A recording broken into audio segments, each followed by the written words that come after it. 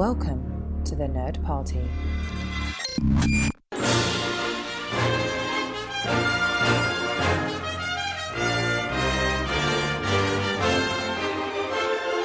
Hello and welcome to another episode of Missing Frames. This is the podcast where we watch all the movies we should have seen by this point in our lives. I'm your host, Shawn Eastridge. We're hanging out on the Nerd Party Network, a collection of podcasts dedicated to all things entertainment. Check it out at thenerdparty.com. You can follow us on Twitter at Join Nerd Party and follow the Instagram. It's just the Nerd Party. We're also on Facebook. Like that page too. And I'm delighted beyond all reason. This is the second episode in a row you've been on. I know. I mean, there was a break between the two. There was a Between Takes episode, but technically we've done two Missing Frames episodes in a row.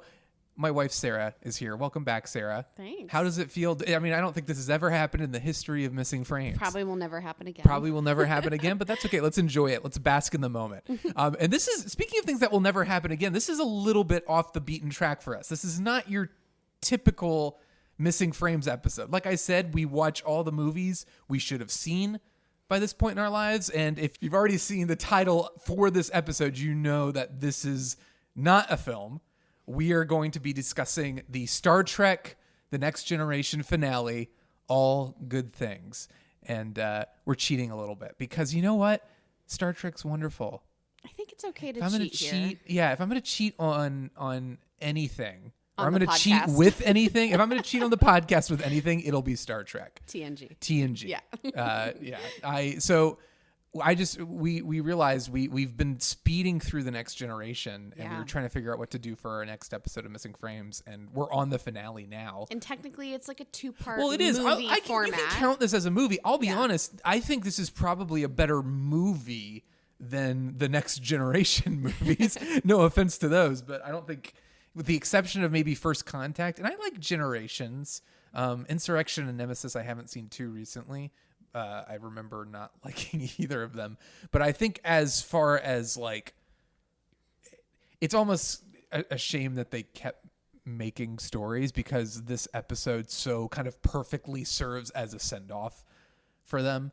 And Nemesis, which was the cinematic send-off for them, is depressing, to say the least. But yeah, I don't know. We don't have to make excuses to you. We're doing it. It's a television finale, one of the greatest television shows of all time.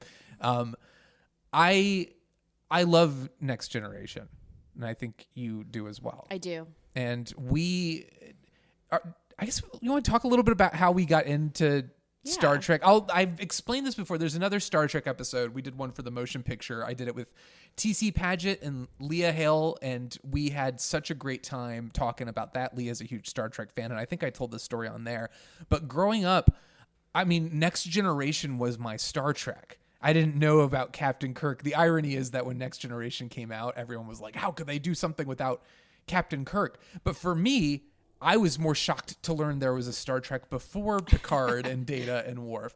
And I grew up with this on television. You know, it started in 1987. I was born in 1986. So to me, this was the only Star Trek. And this was back when Star Trek was still must-see television because it hadn't become the big franchise that it is now. And the only other series had been the original series. The movies were relatively popular.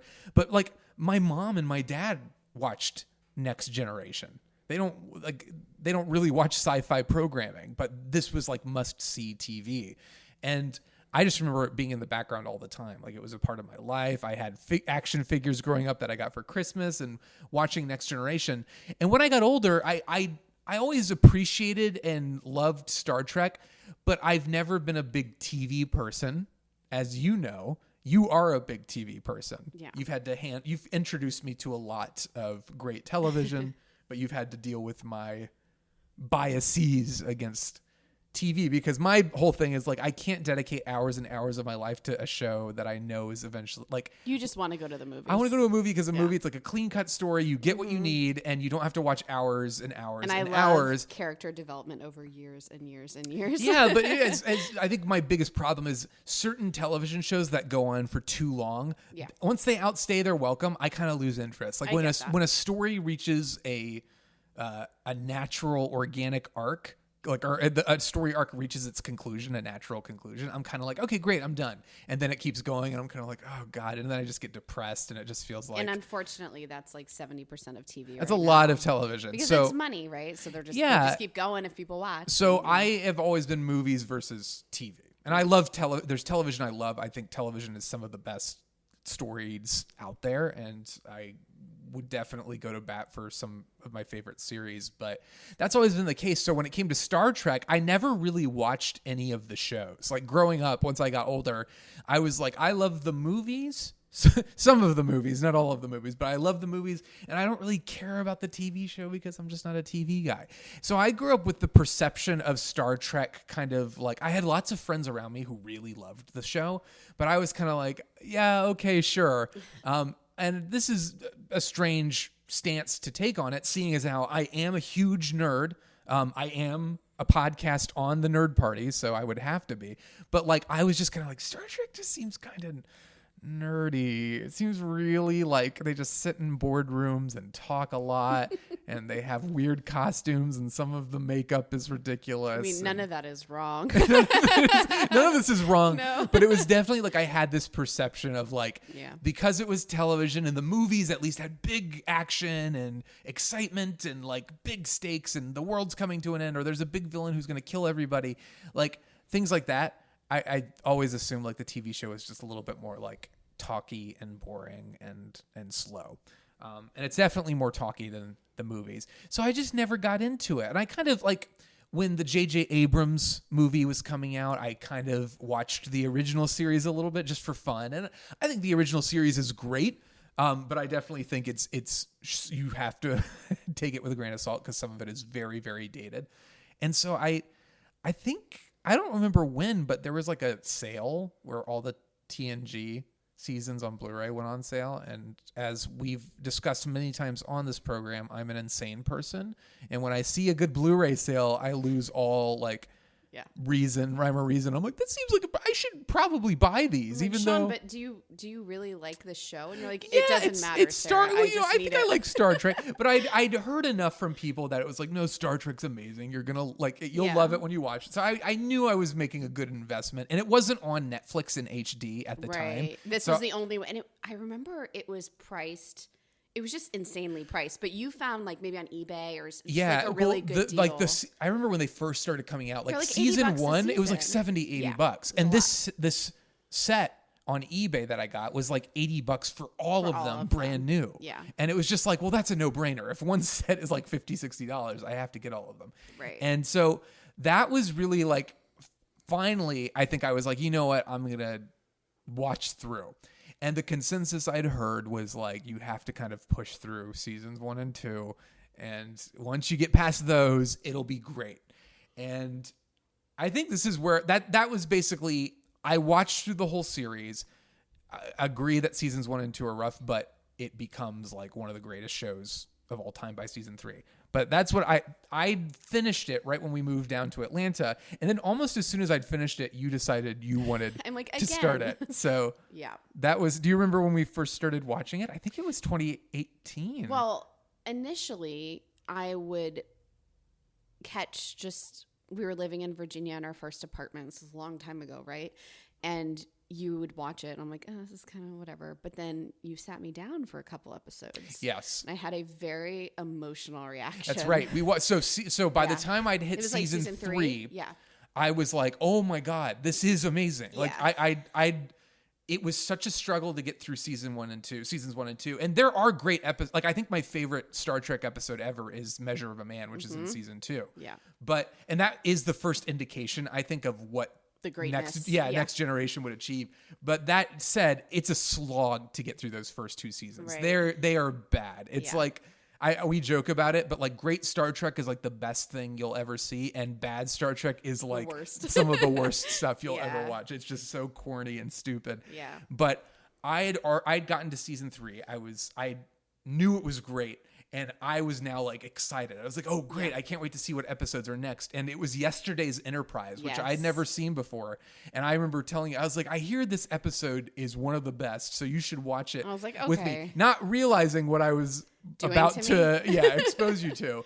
And yesterday's Enterprise is just a masterpiece. It's one of the best episodes of Star Trek. And what happened when we watched this episode? You like loved it, but you also like sobbed for the whole thing. Almost the whole thing. And I think by an the hour end after, you were sobbing. It like just broke something in me completely. Oh yeah, I think it was you didn't even know who Tasha Yar was. I was so invested in her and her story, and I just thought it was one of the most beautiful hours of television I had ever seen. Just never seeing anything else except like little bits. Like I knew who Picard was, like, you know, the pop culture stuff, but it just like it ruined me. And I was just like holding on to you sobbing and you're like, oh God, what did I do? And I was like, this is the most beautiful thing I've ever seen. Yeah. It's just like, I can't remember I'm tearing up right now. I'm such a mess. Yeah. Like it just struck me.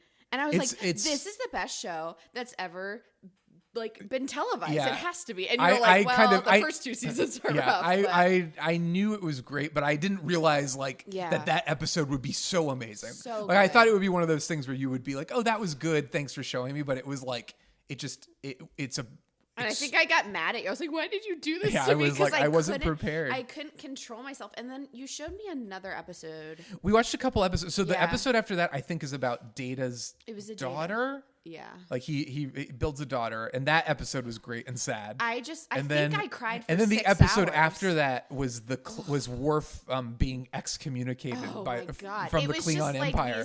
And that was all 3 episodes are amazing. And I just remember being like so struck, like, oh my God, and I'm just like a streak weeping for 6 hours. That was I think 2014. So that was my very first introduction. Yeah. Because my parents never watched it. I didn't know much about it other than, if anything, I was more familiar with the original series. Yeah.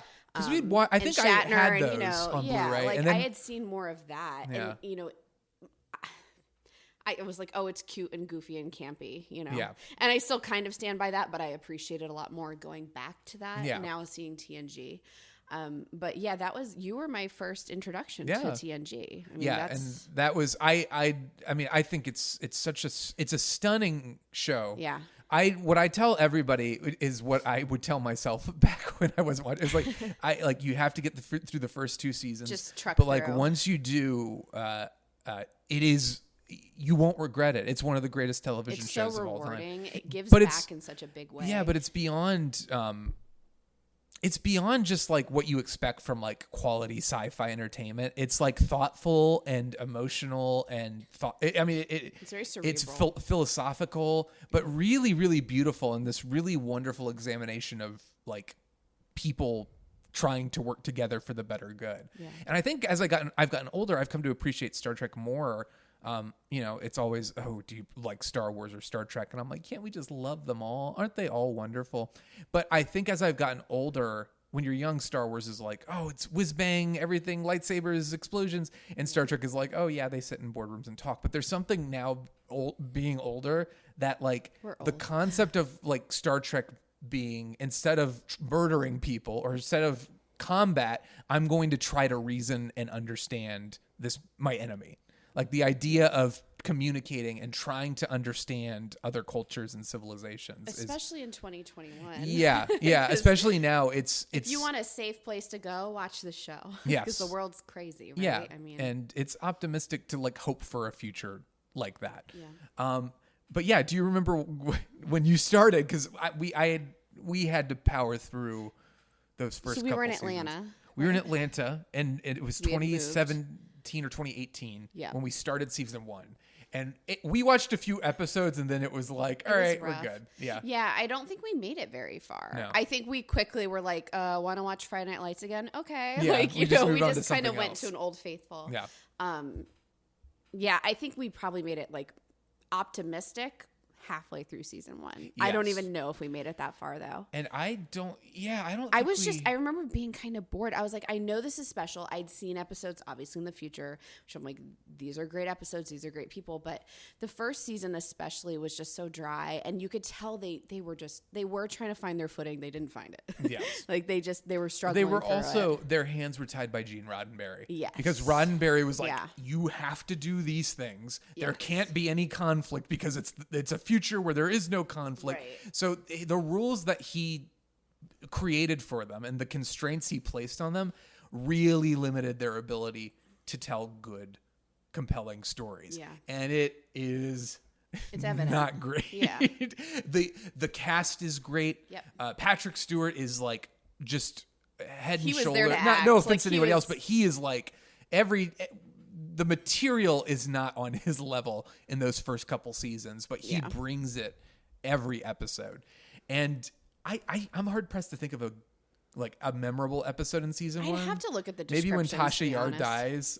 They're just terrible. Yeah. I remember that one. The Is that pilot, with the funeral? yeah, the pilot's That was pretty a good good. I don't remember many other episodes in season 1. I remember there's the naked. What was it? The Naked Now, when they're all trying to bang each other. And then there's I think there's I one blocked that plan- one out. There's one like awkward episode where it's like it's all black people and it's very very unintentionally racist Ooh. and I don't remember that. very like awkward, like just weird, tone Yeah. deaf, not smart, bad. Like Yeah. I feel bad saying it, but like the writing is just very. You can tell they are struggling to find the stories and to get the chemistry, like because Kirk and Spock and McCoy and that crew was so iconic, and they were still making movies at the time with that crew, Yeah. and that's what people knew. So you can get the sense of like they felt like, what is this new crew? What is their dynamic? How can we differentiate? Where's their them? place in the They universe? They didn't know. And season 2 was an improvement at least. Yeah. And then, what were you gonna say? Well, when does Ronald D. Moore come in? I don't think till season 3. Okay, so that's the noticeable shift, and I'm a Yes. huge fan of his. So I was really excited. I'm like, oh my gosh, this is where he started. I didn't know, Season 2 is not. It's still not great. It's still that awkward. but it's like, getting there. It's getting there, and then Yeah. more importantly, you have a couple of breakthrough episodes. Like Measure of a Man, I think is incredible. Like it is. That's the one where Data. Yeah. They're trying to determine whether or And not Riker Data is has a to, person, and Riker has to. He's the prosecutor. Yeah, he's not. Yeah, And Picard is the his defender. so good. And it is. I remember that watching, like, just feeling like that was an oasis in a desert. Like it was just like going through that series for the first time and just like desperately, like, please just give me something. And seeing that episode and being like, oh my god, like if that's what I have to look forward to, then this is. I believe it now. Like I believe this show is capable of greatness. Yeah. And I remember watching that episode with you because I knew that was coming, and I was just like, we're almost there. But do you remember watching Measure of a Man for the first time? Oh yeah, And it was great. It's great. It's that really one good. that one has a great ending too. Yeah. And that has the introduction of the Borg. But Yeah. once they get to season 3, the sad thing is Roddenberry had started to get sick, so he couldn't be as much of an overseer. So I think it was Michael Piller. He gave the reins to him to be the showrunner. And Michael Piller really he brought in this amazing group of young writers, including Ronald D. Moore, Yeah. who would go on to do Battlestar Galactica and Outlander Yeah. and all sorts of amazing Lots of my television. favorite Yeah, shows. and that was Star Trek Next Generation was his first thing. But they brought in a new group of writers. And season 3, pretty much from the get-go, is a marked improvement over season 2. It felt like a soft reboot Yeah. of the show. And it's like it takes its time to find its footing the first couple episodes, but there's an immediate charm to it that's not in seasons 1 and 2. There's like a clarity of vision. There's compelling content, like character development and things that are like, oh, this is more engaging. And I think from that point on, it's pretty smooth sailing. I mean, there are definitely rough episodes in later seasons, but I'd say from season 3 through season 7, it's Yeah. pretty amazing. Oh yeah, it's consistent. And then what would happen is we'd hit some duds, and instead of being annoyed, we'd kind of just giggle through them. It was it was the opposite. It's like Yeah. the duds be like the great episodes were the exception, Yes. and not the rule. And then by Yeah. season 3 it switches, And where it it's made like it much more the bearable. bad episodes were the exception, which made it. Because then we could just laugh and be like, what is going, what Yeah, and then happened? we could- What were they smoking It's like when a they nice wrote little this one? reminder of like, oh yeah, this is what the TV show was like when it was really, really bad. But can you remember some of your favorite episodes? Yesterday's Enterprise is Yes. amazing. Measure of a Man, amazing. I have some episodes. You'll have to help me out with the titles. Okay, I'm probably not going to remember the titles. Well, there's a recent one in the last few seasons where Picard lives a whole other lifetime. Yeah, Inner Light. That was... Inner Light, I just- think many people think that's the best. I was so moved by that, and I thought that Yeah. was really beautiful. There's another one more recent, I think, where Picard falls in love.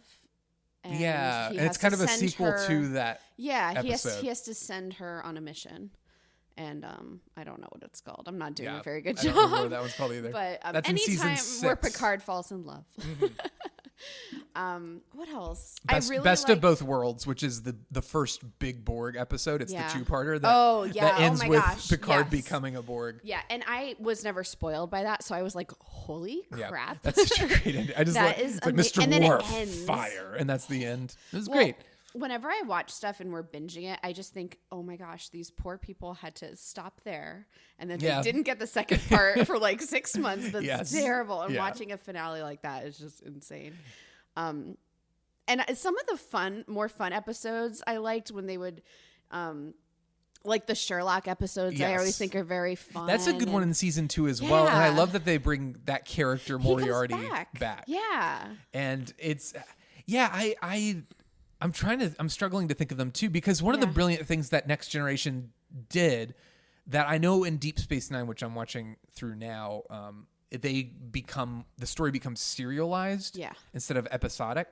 And Next Generation is episodic, which meant pretty much every episode stood alone. So Yeah. you got just amazing concepts. Once the Yeah. writing crew really hit their stride, you get these amazing episodes, amazing concepts. Some of my favorites, one of the ones I remember as a kid loving, and I still love it to this day, is in season 4.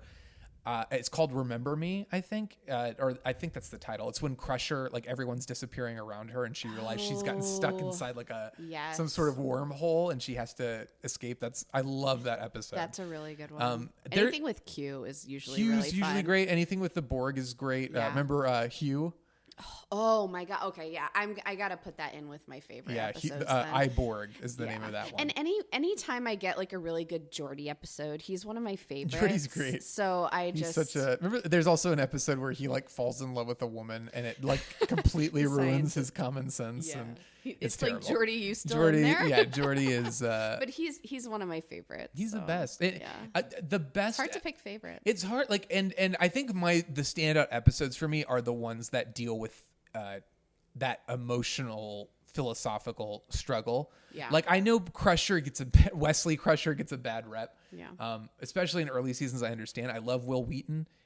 Stand By Me is one of my favorite movies. Well, he wasn't And given a ton to do. He wasn't given a ton to do, and then there was just the awkwardness of him deciding to leave, which I know he really regretted. And then, but when he came back, there were a couple. Like I love the episode where they're all playing the game, that creepy game, and he and Ashley Judd. Ashley Judd. is That's in right. it. Like she's so young. Yeah, she's young, and they have to. They're the only ones who are not playing it. And When he came back, I think we've only seen one episode where we're like, that wasn't that great, but all his episodes I think were really strong. and then the First Duty, I think it was called, is the one where he goes on trial. Yes, And that was a really great episode. That's definitely one of my favorites, which I don't know if a lot of people call that one of their favorites, which I think is, I don't know if it's just because Wesley is fun to But it beat was up also on, it was but- a bit of a mystery, which I kind of, because you don't really know what happens or what had happened out during that right. whatever training that they were doing when Yeah. the cadet died. So you don't really, And you would never, because by that point Wesley is pretty much he's a good kid, so you never expect him to do something that or cover up something. to be that awful or like to Right. be terrible. I'm looking through the list now because the point is there's so many amazing episodes, and by the time we really last year when the pandemic started, I think I was just like, let's just go. We're Let's like, just go. we're home. That Let's was- rededicate That was when we ourselves. powered through it, Yeah. and that's when we really we got through season 2. We got through we just went straight through. And we still had a little gap. I think, of a couple months, but then we picked it up again, and then since then, Yeah. we've just Yeah, gone a few through months the whole ago, thing. I would say probably March, Yeah. maybe March, April. I don't know what it was, but it was just Well, let's get back to it and let's Yeah. keep going. And we powered through seasons 5, 6, and 7 Well, in I the past think couple we months. built a house, and as soon as we moved into the house, we're like, what should we watch? And then I guess it was TNG, and then we haven't stopped. Right. That's been kind of our nightly show where we watch an episode or two a night. Yeah. Great way to wind down. It really is. And I've loved rewatching it, rediscovering what is so Yeah. brilliant about it. And like I said, I love the big exciting episodes, but things like the episode where Picard sees his brother for the first time in years and has that kind of emotional like there's so much. The thing people I don't think realize, and I didn't realize about Star Trek, is how beautifully human it is. Like I always thought of it as like, oh, they're kind of cold and they're all business-like, They're which in to a certain space. extent they're all very, they're working in space, they're professional. But there's like this strong emotional core to it that if I'm going to play the Star Wars versus Star Trek game, Star Trek is more thoughtful and emotionally complex It's than very Star tender. Wars for sure. Yes. Like Star Wars is great and it's big and it's exciting and it's got broad emotions, but Star Trek is the thing that's you're going to sit down and you're going to like ask yourself, why am I feeling this way? What does it mean to be human? What does it mean to love someone? Like it's like these very big questions that like I think if you've never watched Star Trek and you're hearing this, you're kind of like, that sounds really goofy, but it does it in a very meaningful way that to me evokes great literature or just great cinema. And Star Trek, because of its reputation, is like, oh, it's the big franchise. It's nerdy and it's people, aliens, and like you kind of, and some of the episodes do justify that reaction. Sure, but yeah. most of the television show, I'd say 80% of it is genuinely affecting, emotional, and top-notch storytelling. Yeah. It's one of the greatest shows of all time. And now we're at the end. I know. We've reached the end. How are you feeling? I don't know.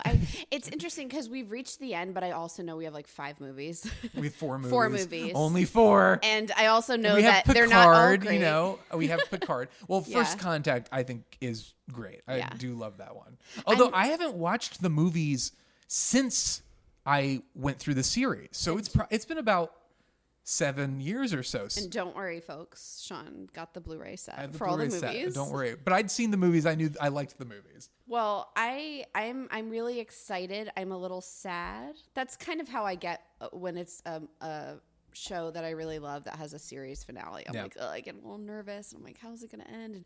Because we all have favorite shows that had crappy endings like that. Just finales and a pilots are really tough. bad ending really It's colors what, the it's rest what of the sticks series. in your brain, Yeah. right? It's like pilots are much more forgiving because you're like, okay, they're finding their footing. They have to introduce all these characters. Pilots are tough for like even the best of writers, but finales, man, and you have this fan base like Star Trek fans. Like that's a rough crowd. Like how do you please all these people? Yeah. You know, like Star Wars, Star Trek, all those big things, Marvel. I mean, so I'm not sure. I hear that it's regarded well, which is great. Yes. Like people seem to love it, so I hope I will too. But I'm kind of nervous, and it's a little bittersweet. I'm like, oh, it's done. Now what do we watch? Yeah, and I know let's we have just the start all movies, over. but I know. And We have Deep Space Nine. And I'm in season 3 of Deep Space Nine, which again, the first couple seasons are kind of not It's great. kind of like we're repeating history because you're powering through the crappy episodes, and I'm just popping in when they're good. And I'm like, oh, this is an amazing show. And I've already seen a few episodes with you that I thought were fantastic episodes. Yeah. So I think I might just Hop in. on with and just to keep it going. Keep it going because I kind of have a general idea, and now you're hitting the point where It's starting like you to said, get it's getting a good. more overarching story as well, where it's not as episodic. Yeah. So I and I'm looking forward to getting through Deep Space Nine because a lot of people really love that. But you know, it's funny about the finale of Next Generation. My mom taped it. Like that's Really? like again, Wow. just to talk about the culture. My mom, who is wonderful, but is not into sci-fi. You know, she doesn't care about this stuff, but she loved Star Trek, and she taped the finale. And for the longest time, this is the only episode I had regular access to. So I've probably seen the finale of TNG more times than any other Star Trek episode. That's so funny. It's just funny. Like it was a tape she'd made. So I was the most familiar with the finale. yeah, I don't want to say too much about it. Do you want to take any guesses as to what might happen or to what it might be about? I have no clue. Honestly, I'm just like, how do you wrap this up? Do you think there are any characters that might make an appearance who aren't necessarily regulars, or like what it might be focused around? I'm so at a loss. I know. I just like, I really have no idea. What would be satisfying for you? Like when you say, I want to watch the Next Generation finale, what are you hoping for? I'm so overwhelmed. Yeah. I don't know. I would love a little more resolution to Picard and Crusher. That's another great episode. That's another great episode. I think that's a season 7 when they are. Yes, where they like they can hear each other's thoughts. Yeah. And you realize that like they genuinely love each other, but they can't figure out how to make it work, right? So you want some resolution there. I would like a little more than what we got, which is basically like, I love you too. Oh, but we can't be together. And why? I don't know. Like, I'm like, okay, I would like a little more there. I'm still a little thrown off by just continuing with show romances. I really thought that Riker would end up with Troy. But obviously there's a new romance between Worf and Troy. Yes. Which we've or seen. Not, we've like it's not necessarily a romance, but like the start of some sort of slept together. So no, that was her imagination. Oh crap. Or not her imagination, but it was like in her you're right. hallucination. But, okay, they've but kissed. like that was real. Yes, I think they have, yeah. Yeah. But they obviously are starting something, and I don't think we've actually seen Worf tell Riker. There was like an attempt and he felt awkward and it was kind of comedic, and then he walked off, and then we haven't seen anything about it since. So I'm like, are they going to call back? Like, I thought maybe they might do a time jump, but since there's so many movies, I feel like they're not going to. But I don't know. So you think there might be time stuff involved? There might be some time stuff. Like, I mean, man, if Tasha Yar shows up again, I will be such a happy camper, but I don't know if she will. Right. Or her, what is it? She also plays one of her relatives. Yeah, it's right? like a Romulan. Yeah. She has a... So, I mean, honestly, I wish I had a good answer for this because I've been thinking about it, and you just want conclusions to the romances and time wibbly wobbly timey wimey stuff. Yeah, and I just want. I guess I just want everyone to feel fulfilled. Yeah, I just want world peace. But I mean, I hope they don't like kill people off. Right. I'd be so sad. But it's a freaking series finale, so who knows? So I guess I don't want more things than what I want. I don't know what I'm saying. It's just like, it's such a big show. I almost don't want. Let's just forget it. Let's not watch it. We're not going to watch it. This Sorry, is the end guys. of the episode. Thank you for listening to us talk about how much we love Star Trek. All right. Well, those are good guesses. Well, I can't ask you because you've seen it. I've seen it. As I've explained, I had a videotape of this taped live off of television that I watched over and over. So, well, I have a random story. Okay. That I just thought of. Going back to your question about my first introduction to TNG, I actually have to call back further, and you know this story. Yeah. Oh, yeah. When we worked together. Yes, we worked together. That's how we met each other. Many moons ago. Yep, yes. This is how we met. We were friendly. We were not dating at this point. I thought you were a little nerdy. Yes. And you thought I was just a little nerdy. A little too girly, I guess. Yeah. So we had some ideas about each other. We worked on different teams, and we had to email each other a lot. Just checking in on updates on certain, things. And you emailed me and you asked for me to do something work related. I can't remember. And at the end of it, you said, make it so. And I flew off the freaking handle. Not to me. You told me this later. I told you this later. Because you told me when we started dating. I flew off the handle to one of my colleagues, 5 of my colleagues. Right. I was like, this guy is such a jerk. Look at this email. And everyone was like, oh my God, he talked to you like that? Make it so. I had no idea it was from Star Trek. Well, you held that against me. And then when we started dating, you were like, why would you say make it so to me? And I was like, what are you talking about? And she's like, you in the emails, you used to just be like, make it so. Yeah, and I was like, yeah, that's Star Trek. I had no idea. Yes. I just thought you were just a jerk. I'm looking at it because we're recording near our refrigerator, just in case you want to feel like you're a part of our home.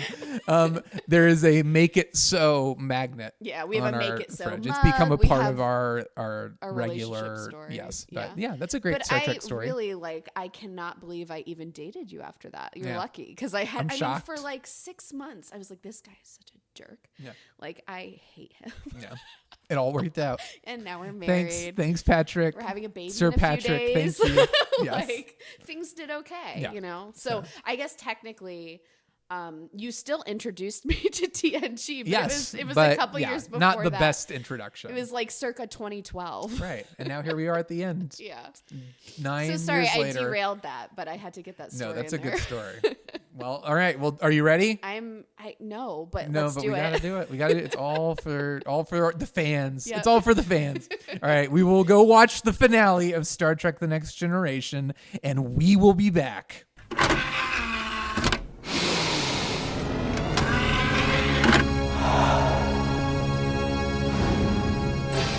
Now available to own on video cassette. And we're back. Sarah, how do you feel? You finished The Next Generation. That was so wonderful. I also want to point out that one thing our audience did miss was about how long sobbing, like just sobbing for maybe 10 or so minutes following the ending. Which, to be fair, I teared up. I tear up every time. It's such a great ending when they all play the card game together. It's funny because I made it through the whole double episode. I was like, oh, I'm not going to cry. And then, you know. There's some good stuff. There's a lot of good stuff in there. Really good stuff. All the best Star Trek stuff is character stuff. In this episode, somehow they get everything you want from great TNG. You get like crazy, wacky, big concept of traveling through time. You get the destruction of all humanity, and only Captain Picard can stop it. And you get all the crew. And then what's really cool is just the way they kind of find a way to answer all your questions using the jumping through time angle. Like you get to find out what happened with Riker and Worf and Troy, like what happened with Crusher and Picard. Did anything happen? And what happens to all the other players? You get to see Data kind of taking on a little bit more humanity. I don't know if you noticed, but in the future, he's a bit more loose and he's displaying some level of emotions. Well, and he has a home, you know, Yeah. like he has a He's home found a with place. 100 cats. Like, Yes, he's he has so happy. so many cats. He's in Sir Isaac Newton's old home on Yeah. Cambridge, so everything is good to go. But that's what I remember being so struck by, even as a kid. Just like this episode has everything. Like it acknowledges the past. You get Denise Crosby is back as Tasha Yar, so you get some really sweet moments there. You get Chief O'Brien back, and in the past you get those old uniforms with the lions on the feel shoulders. like the first 90 seconds, I was like, oh my God, I called it. I got all what I Yeah, wanted. I'd That was so forgotten- funny. I'd seen it a few years ago, even though I've watched this episode so many times as a kid. I'd forgotten that they pay off all the romance stuff. They do. And like, they did all the it stuff in a that you great mentioned, way. I realized I was like, oh yeah, they do. Even the Troy and Worf stuff, which for some reason I remembered that kind of being more ambiguous, but it was pretty concretely stated in this episode, like what happens, and then what she dies in the future, and that causes a rift between Worf and Riker. But this is I didn't want to say too much in the first part, even though we've had this conversation many times as we've watched Star Trek. I think this is one of the best series finales out there. I agree. Like unquestionably. It's so satisfying on every level. It's shocking to me. So it was written by I think it was Ronald D. Moore and Brandon Braga, or is it Brandon? Brannon Braga. They co-wrote it, and what's shocking to me is they were also co-writing Generations, the film, at the same time. That part of the reason people feel that I don't think season 7 takes a dip in quality. Like some people are like, "Oh, season 7 is a huge dip." I don't think so. I think there are definitely some episodes towards the end that are kind of mediocre, but for the most part, there are also some of the best episodes, like Lower Decks. Yes. With that was really good. It was a great episode, and then some of the others we referenced. But especially this finale, what's nice is like this, regardless of all the other stuff, like they nailed the finale. Like it's like even if like some of the other episodes in this season weren't as great, I think As long as the finale is great, then it's I still fine. think overall it was a great season. There were definitely a little more like duds or whatever, but we didn't get like 10 in a row. So it never really felt like you always bounce back when you had kind of a slower episode or something. And you want it to keep going, but then you realize each season was 26 episodes, and you can definitely get the sense of season 7 that they were stretching themselves. I watched a documentary where they joke about like, oh, everyone has a family member now. Every family member has to show up in an episode. So I get that, but it's insane to me that they were writing the movie, which I think the movie. Yeah. We'll watch it eventually. I don't know if we'll do a missing frames on it. Sorry, everybody. But like when we watch it, I think you'll see the movie suffers versus this, and I'm glad. I prefer that this is great and that first movie is like fine. If I'm going to choose a scenario, it's the one that we have. I agree. Like I want that nice little bow on all these seasons, not just a film. So another thing that's really cool is something they discussed when they were coming up with ideas for the finale is Kurt Vonnegut's Slaughterhouse-5 was brought up a lot, which is, Billy Pilgrim has come unstuck in time. The idea of jumping through different timelines, which I didn't realize. Slaughterhouse-5 is one of my favorite books, but I watched that documentary in the writer's room with all the writers, including Brandon Braga and Ronald D. Moore, but they mentioned Slaughterhouse-5 was a big influence on the finale, which is a really cool little tidbit. But no, I love it so much because it gives me everything I love about Star Trek. There's like the Inner Light is an episode I love, but it's because it's so focused on like, oh, it's very it's a domesticated episode. Like it's Picard living out another life while the Enterprise crew tries to figure out what's wrong with him in real life. But it's like there aren't any like, isn't a lot of space stuff. There isn't a lot of like crazy excitement. So it's a great episode, but like for me, the reason this episode works so well is because you're getting the excitement, you're getting the crew playing off each other, which I think is so crucial to Star Trek. That's another thing missing from Inner Light is Picard is separated from everybody living his own story.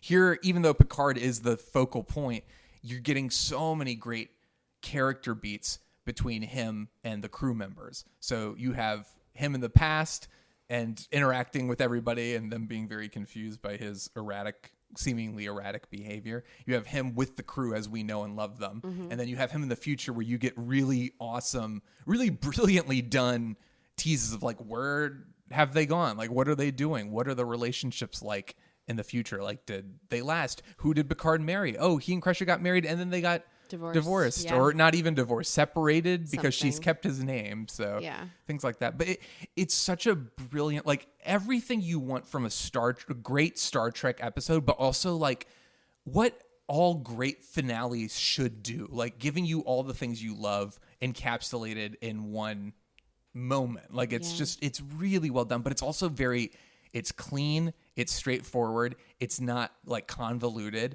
and it keeps like its heart is firmly at the center of everything. But what are the things that surprised you? Like what are the things you didn't expect to see?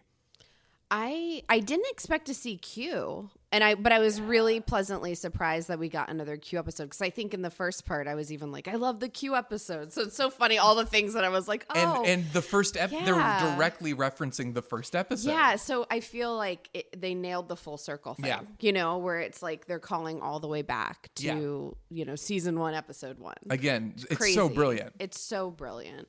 All right, so you didn't expect Q in there. Q makes an appearance. What else did you not expect, or what other things was there anything you were hoping would happen that didn't happen? No, I mean, because I really wanted like the romance stuff to kind of be addressed. I wanted Tasha Yar, she appeared. Like all the things that I really wanted, I felt like I got, even though I didn't really know what I wanted, if that makes sense.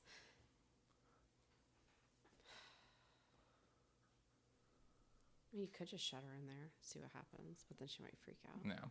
That's probably what's going to happen. I don't know what to do. It's not...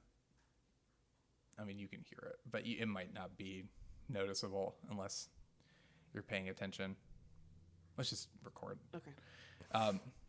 All that stuff. It would have been nice to get... I don't know how you do it, but getting Wesley back would have been nice, like getting Will Wheaton in there. Yeah. The problem is you can't have him in the... So they pick up Dr. Crusher and Wesley when they go to Farpoint to get Riker. Yeah. So I love that they have the beardless Riker cameo know. using footage from the first season. I was wondering how they were going to do that. Yeah. So I'm like, I couldn't remember if he aged. shaved, but I think he's also Jonathan Frakes definitely gained some weight since the first season. So I think maybe it just wouldn't have worked. He was and maybe much tanner maybe Frakes is like, as well. I'm not shaving my beard, never ever again. And I've always like thought he didn't have a beard because my only your initial reaction to you were like, oh, he looks so weird with a beard. I after know, and watching the first season, which is like the literal opposite of what everyone on the planet thinks. So Oh, I will say something that didn't happen that I think I knew, but I would have loved to see Whoopi Goldberg Guinan back. That's true. But I know yeah. her career was like just crazy and good for her. And not to spoil anything, but she does make an appearance in good. the movies. That makes me happy because she was one of my favorite characters, and I was really bummed that She's great. she just disappeared the last. She's two the only one who seasons. doesn't really get a What's crazy about the last season is they kind of resolve, like, for instance, Wesley's story when they set it up as like, oh, the Traveler and Yes. Wesley's special, Yeah. which they never resolved because they were like, this is stupid. They didn't care. But then they gave him like kind of a throwaway episode in season 7. That's Yes. like, it's not a great episode, but it's nice that they were like, oh, let's resolve this. Same with like Alexander, Worf's son, gets a little Yeah, episode. And yep. I feel like there are a couple others that are, Ensign Rowe gets a conclusive Troy's episode. mom. Troy's mom. Yeah. Like everybody, they give a lot of conclusions. So Right. it is unfortunate, and I'm sure it was just like scheduling difficulties. She was such a big star. Like, Yeah, by this point, I she'd done guarantee- Sister Act and, like, things- Sister Act 2 maybe yeah. was happening. I mean, Yeah, so that happened pretty fast. I think so. So it's just it would have been nice to get her, but it's nice that they got her back for the movie. Honestly, maybe this is another tangent, but I'm kind of bummed about the decision to end the series to move into the movies. Me too. I think it was I guess it was 7 seasons with 26 episodes, like 26 hours of television is a lot. And you could tell in season 7 they were starting to burn out, so maybe it's best that this is what they did. But there is a part of me that is kind of like 4 movies is also that's a lot of movies. yeah, and I mean, that was the justification, I think. Like, it wasn't like, oh, we need to cancel it because ratings are down or like the quality of the show has dropped significantly. Yeah. The justification was they need to be in movies now. That's where the money is, and that's what kind of bums me out. It's like, could they have brought in like, I don't know. 7 seasons is a lot of seasons. And typically once you hit this point, that's when you start to show diminishing returns. Oh, yeah. Maybe it was for the best. Yeah. I guess the disappointment isn't that the movies, it wasn't like, great, now the movies are even better. It was like, oh, the movies are fine, but they were never as great as the best episodes the series had to offer. well, it's nice that, and I haven't seen the films, but it's nice that you could obviously end this here and never watch a single movie and be satisfied. Yeah. I think that's really important. I'm glad they weren't like, oh, we're doing movies so we can like cliffhang or not resolve certain things and deal with it later. Yes, I'm really glad they end capped this. I think it was a really smart decision, especially knowing that the movies are hit or miss, right? Yes. So I'm grateful for that. So we'll go into the movies at some point, and I feel like it'll be okay because I have this show, right? Like, agreed. And I think it helps ease the pain of Nemesis, which is another grand finale. And I don't remember it being good. I know some people flat out hate that movie. I haven't seen it since 2002, I think. Is that the one Jonathan Frakes No, directed? Jonathan Frakes one, directed though, First right? Contact and Okay. Insurrection. And First Okay. Contact is great. Insurrection, not so much. Okay. But there is a great book by Michael Piller, who was the head writer, the showrunner, essentially, for this and Deep Space Nine for a few seasons. And there's a great book about the writing process and his process writing Star Trek Insurrection. It's fascinating insight, and he just seems like a really cool dude. That's neither here nor there. But what were some of your favorite moments from the finale? Oh gosh, I'm so overwhelmed. Like, I mean, obviously, I hate to start at the end, but I mean, the poker. Yeah, the poker game is table, and really then Picard wonderful. comes, and then Troy's like, "You were always welcome," and that's when my waterworks I started. I know. was like, "Oh no, I can't do this," and then it pans out. So to start there, that's the best moment I think of the whole show, which is great. It's the last frame. Like, how cool is that? I don't know. You go and let me think. Because I'm still in overwhelmed mode where I'm just so emotional and like just. I just love. I love every single thing about it. Like Yeah. I love the jumping through time. I love when he starts to get a handle and starts giving orders based on information he's learned from each timeline. And I love when the crew stops bicker, because especially in the future they're all like, he's old and crazy. Yes. And when they stop that and they start working listening to together, him. it's like, yay, the crew's all back. Like when Worf joins up with them. Yeah. I do love the moment they imply there was a falling out between Riker and Worf because of Troy that was never resolved. So I really love the moment when they kind of acknowledge that, and then as they're heading to the bridge, he says, "We could use your help. We could use your help, Worf." Yep. And then at the end, they have that really brief, like, so things that happen, like when he's like, "I wonder why he told us about what happens in the future. Maybe so that things that happen won't happen." And Worf says, "Agreed." Like very and they share that look. simple like, stuff, but like the resolution. subtext of it is so perfect and it's so wonderfully played by the actors. So I love all the time stuff. Like I just love all it was handled so the well. concept is just a brilliant concept and a great way to kind of pay tribute to the whole show, while also giving us a glimpse into like, well, where do they go from here? We don't have to ask because we know now, because of shows like Picard, we know even more. I don't know. I know people are kind of mixed on that show, so I don't know if that's something we want to know. But that's what I love. I mean, every single character moment, all those little beats, whenever they're all getting together. I love Data's cats, that he has all the cats in his house. It's a finale that there's not a single thing wrong with it for me. Like it all works. I liked the speech he gave to the crew. Yes. In the past when he was. That gets me a bit choked up too. Yeah, that got me. That punched me in the gut a little. I was like, oh, that was good. That was definitely a favorite moment. But I also love Q has always been pesky, and he like loves Picard, but he's never like it's always been from a place of like annoying little brother. What did Data call him? His pet? Or It's like a master, a relationship like a master between between a master and a pet. But I love that you kind of realize that Q was put, like, basically the Q continuum that he's a part of. They wanted to cause this issue, and Q individually gives Picard the tools he needs to save the universe. So I love the payoff for Q, where it's like, oh, Q, you helped me. And you realize Q does love these guys. He does care about Picard.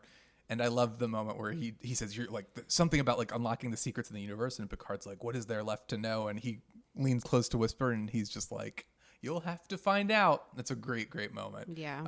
Those are, it's an episode full of great moments, honestly. I love that part. I wrote it down when he said that Picard's purpose is to chart the unknown possibilities of existence. I was like, oh, that's good. Yeah. Well, that's what Star Trek has always been about. But I mean, it's about possibility, but more importantly to me, when I realized what really makes Star Trek special, like explosions and excitement, that's fun.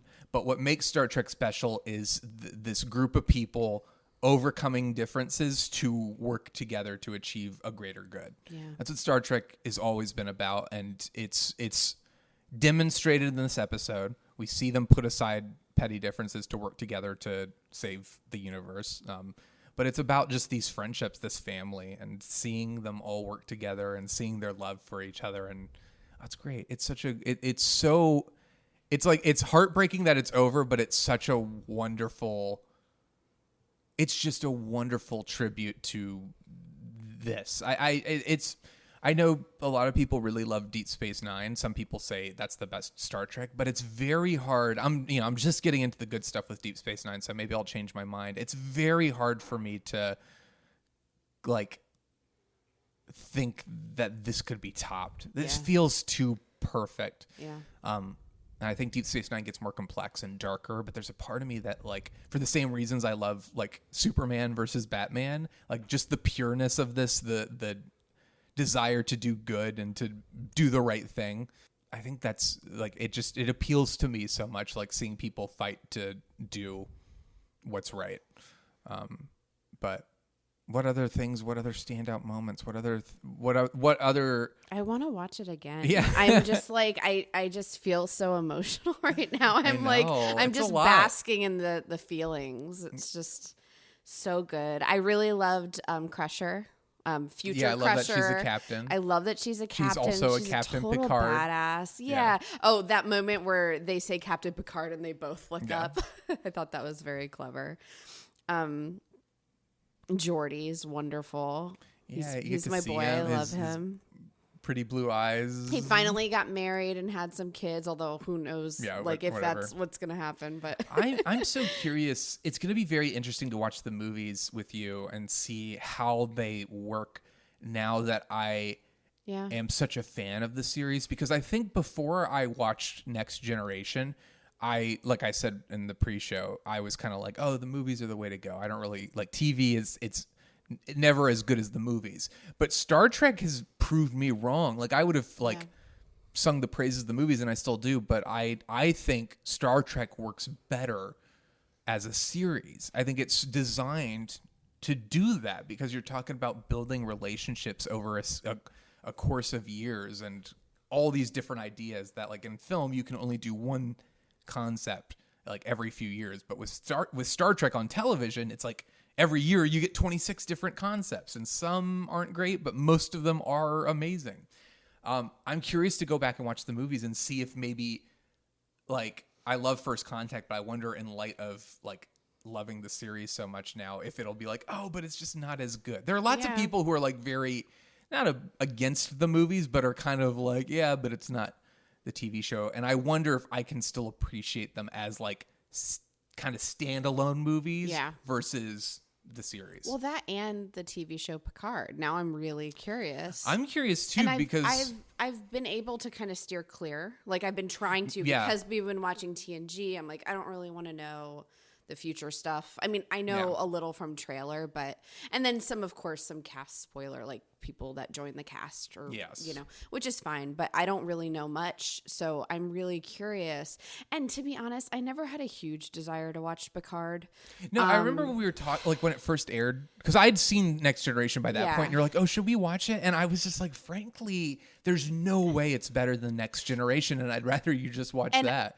At the end of the day, I wanted to finish TNG before I watched Picard because it's going to influence, like you'll know what happens, right? Yeah. For the most and part. I think it And spoils certain things from other series assume too.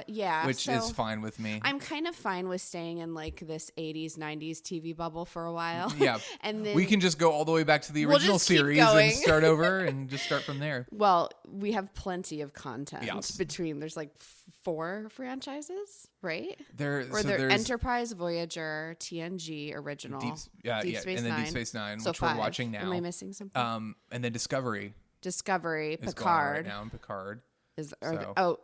A Lower Decks. Isn't Lower there an Decks, animated one? I just feel like it's so hard because That's 8. this is so the much. argument I posit about television in general. I think you can posit to like how many different series of Star Trek there are. Yeah. I am sure, and based on what I've heard from other people, there's the quality just can't maintain itself. You've told the stories you can tell in that universe. Yeah. And I really loved the J.J. Abrams movie, the first one, not Into Darkness so much, but I thought Star Trek Beyond was really fun and heartfelt.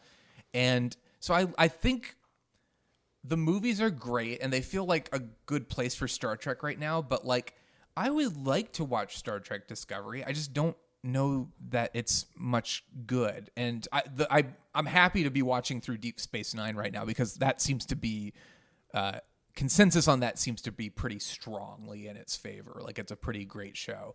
And I've seen at least a couple episodes that are like, okay, hopefully this will I hear keep up. Discovery finds its footing in its second season, which sounds familiar. Yeah. But yeah, I'm just not in a rush. I guess it's just another thing to subscribe to. I know. And we have so many streaming services and CBS All Access or Paramount, whatever it is now. It's really not, nice to go back. Like Star Trek Next Generation in particular, this was a time where there wasn't much competition and It The was simpler just like, times of it TV. wasn't about maintaining a franchise. It was just about great storytelling. Yeah. And so at a certain point, something like, we haven't seen Star Trek Discovery. This episode isn't about Star Trek Discovery, but I feel like it's a show kind of like designed to be like, all right, well, we have a franchise and we need people to subscribe to CBS All Access or Paramount Plus or whatever the hell it is now. And it's not like, Next Generation. They had some freedom after, season 2 to tell some great stories and to really delve into interesting ideas. And once you explore those ideas, it's like, how many more times can you explore them? Right. And it's impressive, even with the episodes that were kind of more misses than hits. With TNG, it's impressive how many individual storylines they were able to come up with. Well, what's shocking to It's me crazy. when we talk about like, oh, there are some bad episodes for sure, but like I would say maybe 4 or 5 out of 26 episodes That's a lot. range from mediocre to bad. Once you hit season 3. Well, considering most stuff is now like anywhere from 8 to 13 episodes, you get, right? if you're lucky if you get a good 8 episode Yeah. season. Yeah. Like, and every episode is great. So the Right. fact that like They I were think hitting like pretty much 75%. season 3 through 7, Yeah. I would say 75 to 80% of the episodes are fantastic. Yeah, they had a great team of writers. Who have all gone For on to do other great Well, it's things. funny because all the time travel stuff, obviously Outlander is time Yeah. travel, and like you see seats, and I mean there's source material there, Yes. obviously from the books, but he's just, I could fangirl over him any day. Like I think he's wonderful, Yeah. and I've pretty much liked everything he's done. So it's so cool that I was such a big fan of him, but I had no idea that he started on TNG and. Mm-hmm. You see all these seeds, and it's like such a powerful writer at a young age too. Yeah. I mean, just crazy. Yeah. I mean, I really can't think of anything that disappoints me about it. I think this is a No. pretty perfect. The only things that I was saying is like, oh, I wish Guinan showed up, but these aren't like, Yeah. like They don't it's break just like, anything. it's just Sarah being a fan of that character. It's not like she needed to. Yeah. I feel like they fulfilled everything I wanted, even the stuff I didn't know I wanted. I Yeah. got, and it was great. So this is interesting. I was reading through to see kind of like some production notes, and apparently they thought that somebody else would write the finale, so they were kind of like shocked when they were told to write the finale in addition to Generations. Yeah. It says it took them a month to write. They often confused aspects of the two. They knew that they wanted Q to feature prominently in the episode to bookend with the pilot. Apparently, Locutus of Borg was supposed to be back, but they were going to have another timeline with Locutus, but Michael Pillar, the showrunner, was like, "That's one too many timelines. Let's just keep it. I the feel like fewer they the made better." a good choice to not include that. Yeah. There's also a segment where the crew had to steal the Enterprise from a Starfleet museum, which is similar to Star Trek 3. There's a scene where they have to steal the Enterprise, or a sequence. And then the final scene when they all play poker together, that was the last thing they shot. So I'm sure there were many Tears. emotions, which you can see. But also because they were going into the movies, I'm sure there was a sense of excitement. See you too. later. Like, yeah, we're Yeah. going up. But Did they go straight into the films? yeah, so the finale aired May 23rd, 1994, and Generations, I'm pretty sure, was released that year. Let me double These check. were all theatrical, right? Yes, Okay. they were all theatrically released. Theatrically November. So Wow. So they were was that? filming. They went right into filming. 6 then. months, half a year. They must have. Yeah, I think they went Like yeah, straight wow. into it. So did they use the same How- sets and stuff? How or- does that work? That's yeah, a so fast turnaround. production. I wonder if they were filming both at the same time. They could have had overlap. That would get confusing. Filming commenced on March 28th, 1994. So they'd probably they'd wrapped the show by that point. So Probably several months before it aired. they started filming this a couple months before season 7 ended. so they didn't have yeah, a break. they kinda basically went right felt like into they it. were going right into another series, essentially. But then there were a couple years between Generations and First Contact, and I'm excited to watch the movies again, but I'm very Me curious too. to see what you think. Yeah, well, I don't know what to expect. Yeah. Except I know which ones are like, regarded as good and which ones are not as good. I'm really excited to watch. I'm really excited to watch Generations and First Contact. I remember loving Generations as a kid, and I don't think it's good, but I don't think it's like some people hate that movie, and I don't think it's terrible. I just think it makes some bad decisions. Like, Did you see any in theaters? I saw Generations in theaters. Oh, cool. And I saw Nemesis in theaters. I saw the first one and the last one in theaters. And I didn't see First Contact or Insurrection in theaters. But First Contact, I think, is unquestionably the best. It just has the best moments. It features the Borg. Like, it's exciting stuff. Love so Borg it'll be stuff. fun to go through those.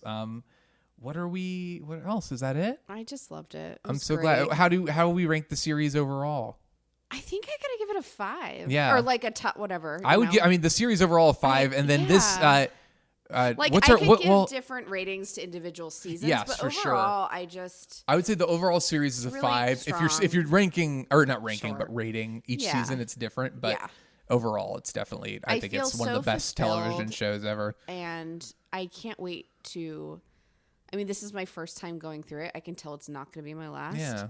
I can't wait to kind of go through life and watch it at different stages of my I know. life. We'll 'cause be it's able to very introduce this to our son. I know. Which will be great. Ugh, he's going to be like, this is stupid. Mom and Dad are so nerdy. Why do they watch this stuff?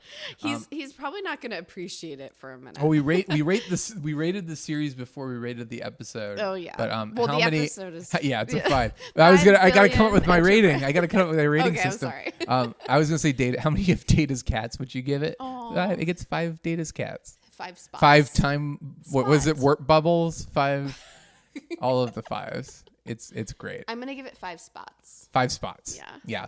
Spot does return for Generations. Shut up. Yes. Thank There's some God. good stuff in the movies. And again, now being more familiar with the series, Yeah. I'm sure there are things I'm going to pick up in the movies that I never would have thought of. It sounds like Just watching them in isolation. they call back to stuff They a lot, do. which They is really reference cool. things. I've read about cameos that I never would have known about that now I'm like, oh, I can't wait to see that happen. That's awesome. But that's it. So that's Star Trek The Next Generation. That was awesome. I'm so glad you enjoyed it. I know. I expected you to. It's just it's so good. It's a perfect finale. I feel like we started this journey in It's 2000. been 4 years. Yeah. 20. Well, when did I watch? 3 years. When did I watch the like Yesterday's Enterprise and stuff? Well, you watched that in 2015 or Okay. 2016, I want to say. So 2016 maybe. It's been like a 6-year journey. It's been a for long me. time, yeah. Yeah. So originally they were It's crazy. 5-year missions for So I've Star Trek, and now completed my I don't 5-year know if that's mission. the case anymore. But yeah, That so. was really good. I'm really looking forward to when I rewatch it, seeing how I feel about seasons 1 and 2 again. I'm Yeah, sure I'll still they- kind of roll my eyes they're, or whatever. They're but, bad. I'm not going to defend them, but I think But now that you you have know where they end up, yes, sometimes you have more fun, and it's more interesting to see. You give more grace to these Yes. characters, I think, sometimes. So I completely agree. it'll be fun to rewatch in a couple years or something. Well, thank you for going on this wonderful Thanks journey for through the cosmos with introducing- me. And thank you, everybody, for listening. If you would like to chat further about Star Trek, as I'm sure you do, you can find me on Twitter at YayShondorMan. You can also find me on Letterboxd, just Shondorman there. And thank you again for listening, and we will see you at the movies and on TV sometimes.